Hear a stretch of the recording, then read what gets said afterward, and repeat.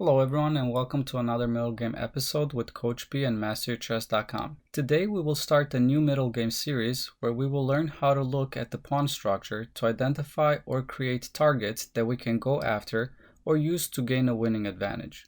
We will focus on weak pawns and weak squares. In a nutshell, a weak pawn is an enemy pawn that can't be defended by another pawn. Weak squares are squares that your pieces can use to become more active and stronger than your enemies. There are four types of weak pawns that we will talk about: the isolated pawn, the backward pawn, double pawns, and the Irish pawn center. In this video, we will focus on the isolated pawn.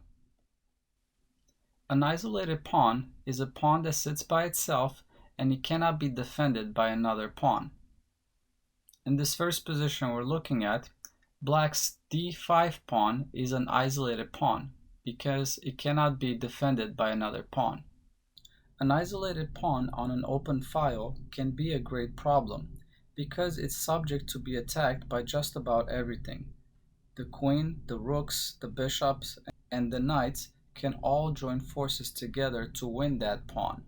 If the isolated pawn is not on an open file, usually it's not a big problem since the enemy rooks can't bother it. Now, not every isolated pawn on an open file is a great weakness. If your pieces are active, it can be used with great compensation, as we will see in the videos to come. In this episode, we will focus on the isolated pawn as a weakness and a target that we need to go after. As a general rule, the side that is playing against the isolated pawn should try to exchange as many minor pieces as possible. This will limit counterplay and it will turn the isolated pawn into a pure weakness. In this first position, it's Black to move, and we could see that Black has an isolated d pawn, and also White has created the ideal setup. First of all, there are no minor pieces. In many situations, an isolated pawn can be used with minor pieces and offer great compensation. However, if all the minor pieces are exchanged, then that kind of compensation would be impossible, and the pawn would simply be a pure weakness. A queen and rook is also an ideal position fighting against an isolated pawn, because the presence of the queen makes it far too dangerous for the defender's king to come forward and join in the defense of the pawn. A queen and rook is even better than a queen and two rooks, which gives the defender a little bit more potential for counterplay. And lastly, this position is ideal because the rook blocks the pawn, stopping it from advancing, and the queen is behind it, which puts maximum pressure against the weakness. These factors leave Black completely passive. All he can do is try to hold on.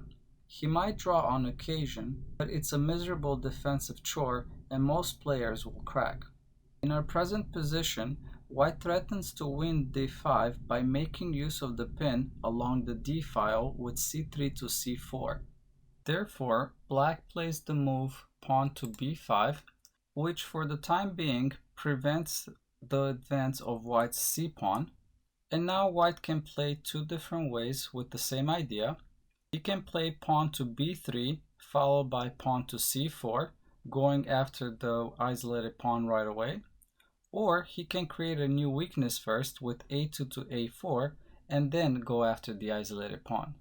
So let's take a look at this option first. So after White plays a4, Black has two options. If he takes on a4, White will respond with rook takes a4.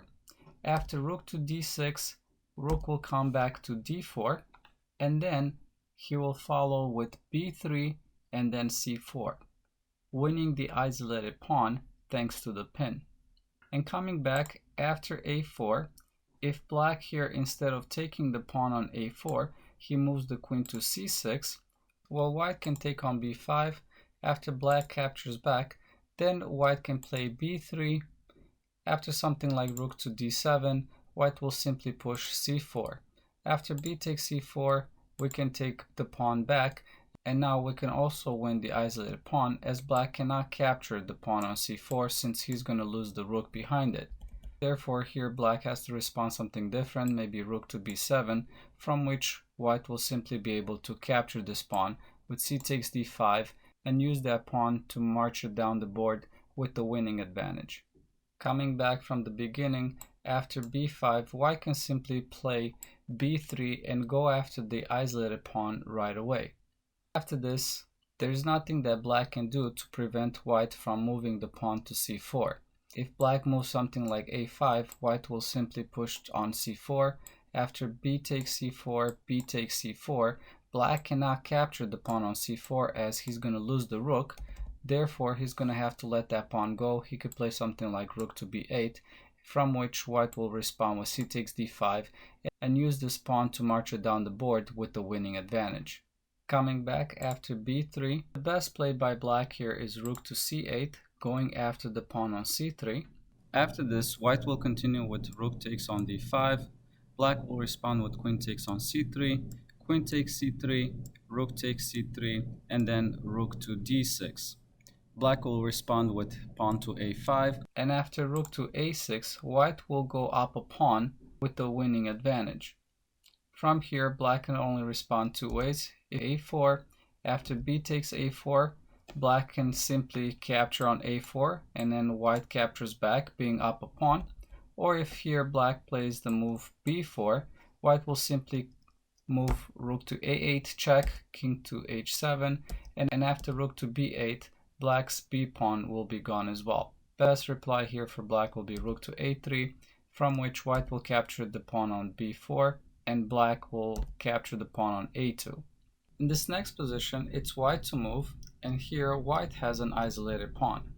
Again, if you have an isolated pawn and you fail to generate dynamic compensation for it, it's often a good defensive idea to exchange all the rooks, which prevents the opponent from placing maximum pressure against your weakness.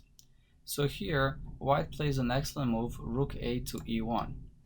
The threat of rook to e7 is serious business, and black has to address it in some way or risk into getting into a bit of trouble. So here the best response will be rook f to e8, going for a rook trade. Coming back, if black plays something different, let's say something like b6, after rook to e7, queen takes d4, queen takes d4, rook takes d4, rook will take on a7, and white has a much better position, taking control of the 7th rank. And coming back after rook a to e1, if black tries something different, maybe queen to d5, even here after rook to e7, rook to d7, rook takes d7, queen takes d7, and queen to b4, renews the threat of rook to e7, taking control of the 7th rank, and black can be in a little bit of trouble.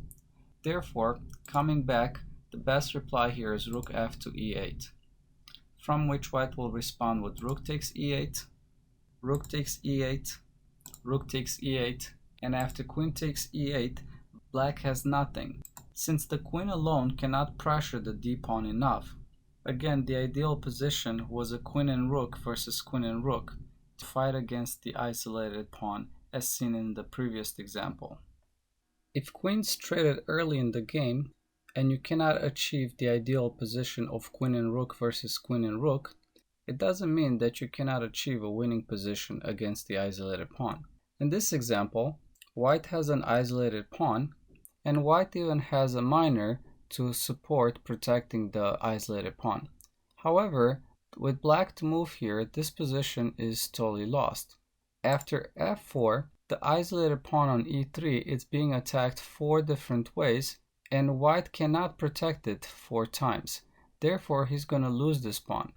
And also I want to mention that white cannot capture on f4 here, because after rook takes e2, rook takes e2, and rook takes e2 again, black is up a whole rook. Therefore, coming back after f4, the best continuation here is king to f1, but even here after f takes e3, bishop g3, rook to f8 check, rook f2, e2 check, rook e takes e2, rook takes e2, king takes e2, the bishop can capture the rook with the winning advantage. Coming back from the beginning, if in this position it would be white to move, white here would be best to play pawn to g3, trying to prevent the push on f4, and then trying to use the king to go to g2 and then to f3, protecting the isolated pawn on e3 again. However, black should still have the upper hand due to the fact that white's bishop on f2 it's locked by its own pawns, and the rooks will purely be defensive on a closed file. Alright, thank you so much for watching this video. Hopefully this video gave you a basic but highly useful knowledge of how to play against the isolated pawn.